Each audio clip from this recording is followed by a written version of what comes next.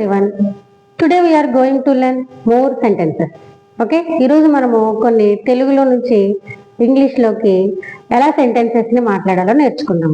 చూడండి, నాకు అది ఉంటే బాగుండేది, లేకపోతే నేను ఇలా చేసి ఉంటే బాగుండేది, ఇలాంటి సెంటెన్సెస్ని మనము తెలుగులో నుంచి ఇంగ్లీష్లోకి ఎలా ట్రాన్స్ఫర్ చేయాలో చూద్దాం. ఓకే, చూడండి, బాగుండేది, I wish.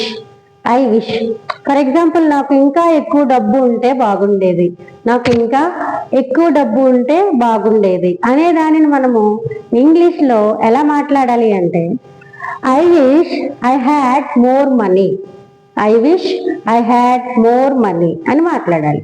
Okay, next sentence చూడండి, నేను అతన్ని కలిస్తే బాగుండేది, I wish I met him, next sentence చూడండి, ఇండియా మ్యాచ్ గెలిస్తే బాగుండేది. అందరి విష్ కదా ఇది, ఇండియా మ్యాచ్ గెలిస్తే బాగుండేది, I wish India own the match. Next sentence చూడండి, నేను కార్ కలిగి ఉంటే బాగుండేది, లేకపోతే నాకు ఒక కార్ ఉంటే బాగుండేది.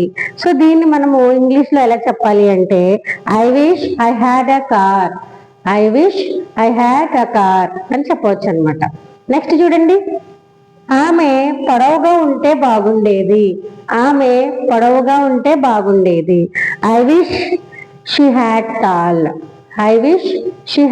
టాల్. ఆమె ఇంకాస్త పొడవుగా ఉంటే బాగుండేది అని మాట్లాడేటప్పుడు మనము ఈ రకంగా మాట్లాడచ్చు. ఓకే.